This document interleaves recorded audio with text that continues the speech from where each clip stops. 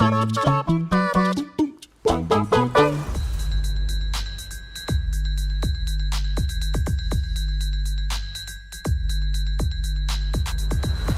everyone, it is I, Ewan from What Culture, the comics editor around here, and today I'm joined by Scott Tailford. Hello! Or Scott Waleford, considering if you're going to whale or not, like about the film in a good way. Yes. Yeah, and then Adam Wilborn.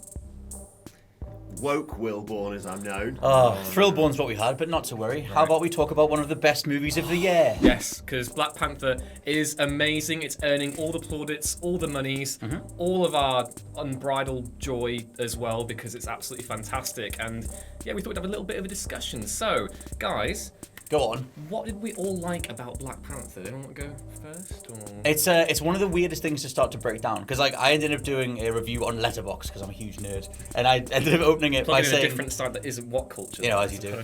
And I started to think that it's less a movie to be reviewed in terms of, here's a few paragraphs or like a video kind of thing. It's more about starting a conversation. A lot of the themes that are embedded within it are all to do with everything relating from, like black culture, black communities, the whole thing about like immigration and oppression and privilege and all that kind of stuff. It's very meaty. There's a lot to pick apart, and it's one of those movies that, to some degree, only gets better the more you start thinking about it once you come out.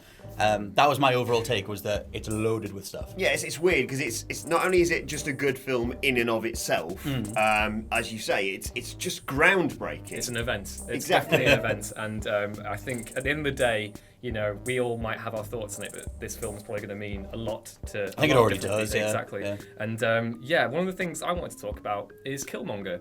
And I think he is the best MCU villain yet. Played by Michael B. Jordan, and you might disagree with that. A little bit. But in terms of complexity, I don't think you found a more nuanced character in the Marvel Cinematic That's Universe. true. The only thing when you said he's the best MCU villain is I'm like, oh, Loki. Like, Loki's so good. But it's true that Killmonger is less here's a big evil guy that needs stopping, and more, here is another conversation that needs to happen. And, obviously they sort of build him up to have the big bad fight with him at the end. But a lot of the things that he represents, again, are just so interesting to pick apart. Yeah. And the way that they handle him as well is like. I was going to say, as a history student, I thought it was really interesting the rhetoric that he comes from at the end, because his manifesto is almost like Frantz Fanon in a sense, that he wrote a book called Wretched of the Earth, and it's a lot to do with, I'm going full history right now. Go on, do it. But it's very very linked to those old kind of liberation movements, and at the end of the day, I think Killmonger is less a villain and more of an anti-villain. He's something, because the most interesting journey in that film is the way he affects T'Challa, and the way he almost reappraises Wakanda's isolation, and how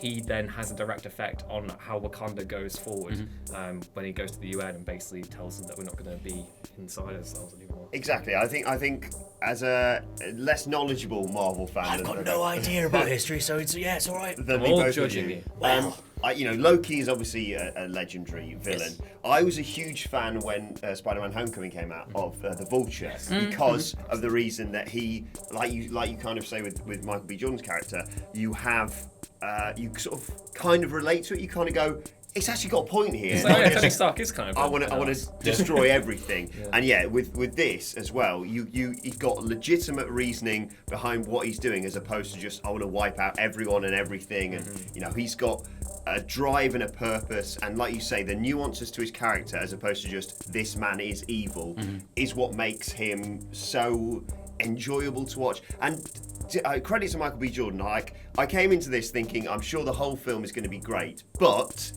the people who've played villains well in Marvel movies few and far between. Few and far between are established actors who you know are really going to carry it well. And I haven't seen a lot of Michael B. Jordan's films in the past, and so I think maybe it's just lack of knowledge about him. I came in going, is he going to really carry that weight of character?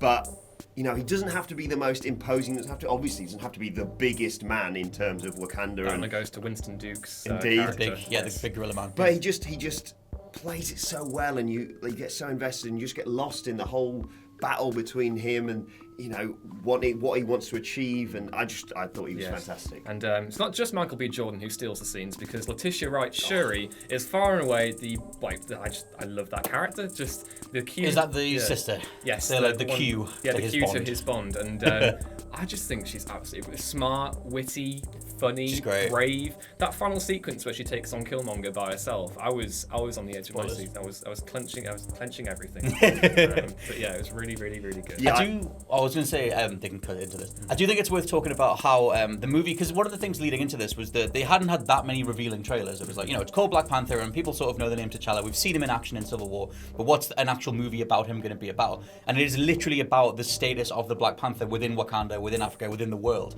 And I love that. I love that, like, because I was talking to you about how, like, it's a weird comparison, but it reminded me of Blade Runner, because Blade Runner as a movie, as a whole movie, is so encapsulative of its themes. Like, the whole feel of that movie is its weird sterility and, like, where is humanity, what does it mean, and it reinforces itself. And Black Panther is that too. It's kind of why a lot of critics have been hailing it as a masterpiece. Now, I think something like the CG lets it down, but the whole feeling of the movie being about what it means to be Black Panther, to be the leader of Wakanda, like, all that stuff comes through, like his rulership, the decisions he has to make, like how he challenges Killmonger. All that stuff is so well thought out. It's kind of genius. I'd like to talk about Wakanda itself specifically because but he can't, alright? Can't do it. But that country is what like the African continent would be like if it hadn't been subject to literally centuries worth of oppression and pillaging and like colonization. True. That is what it is, and I feel like the way the film deals with history specifically is really, really intelligent. And going back to the flashback in 1992 between T'Chaka and the uncle and it's I really, really, really clever film. I really liked it. There's a lot of because like I said, a lot of the conversations that are going to come out of this. There's a lot of like potentially contentious issues, but the way that they handle it, like I really like that thing you said about which everyone you notice going through it. Like one of the big like discussion points is, hey, Wakanda has all this technology. Why the hell aren't they spreading that around the world and helping anyone else who's oppressed, especially like racial minorities or whatever? Like, why isn't that fed back in? And I love the way that they tackle that. I like the way that they sort of say like, well, these assumptions of how America handles itself or the Western world, like that can be just as attributed to a wealthy, opulent black community or whatever. Like Wakanda ends up making the same mistakes historically that we have in the real world, and that's so thematically so interesting regardless. They have a reason to be isolated considering all the historical context and stuff. But, bring it back to Letitia Wright very quickly. Yes, let's go back to Letitia Wright. I do want to just mention the fact that yes, on an occasion in certain Marvel films, the lead is made to look slightly silly, maybe by a best friend, or in the bigger Marvel films by a major Avenger or whatever. But the fact that it's his sister always undermining him, always making him look stupid, I think just added that extra dimension to this of just like, if I was a superhero, which I don't think I'm ever going to be, you're already there. You just know. You're the tallest one here. That's basically a super. I'm almost out of frame. You just know that the one person who's going to make you look stupid when you're feeling so like, yeah, I'm the cool guy now, is going to be a relative, and she just did that perfectly. Yes. True. I think it's worth talking about Boseman and his performance a little bit because the way he carries himself, like I said, it's about being the Black Panther, it's like in terms of a status symbol or whatever, and his general like his accent and the way that he carries himself is very like almost mysterious. Very it's regal. Like, regal. It's like this almost like semi-mythic kind of person, but he gets grounded by like his sister, and that's the thing that makes him a more rounded character. Like he succeeds because of the people around him, which is again the whole message of the film.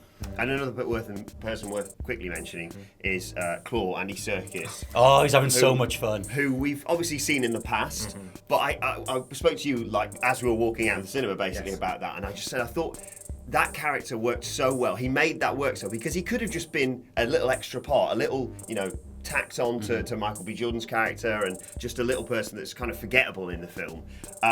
But that scene where they're in the museum and he lets the guy go. I said every villain needs that little bit extra of like, oh, you are a real bastard actually, and that was personified there. But I mean, he's having so much fun. Like Serkis as an actor has been in like so many things. I mean, whether it's video game roles where he's been villains or even just like playing Snoke in Star Wars, like he knows how to just have fun in a villainous antagonistic role, and he's just having so much fun. There's a bit where he gets carried out on a chair where someone like tries to carry him, and he's just like, whoa! And I'm like, did you just do that on set? And they left it in. Like that was great. That's the thing as well. I feel like that's a film everyone enjoyed making.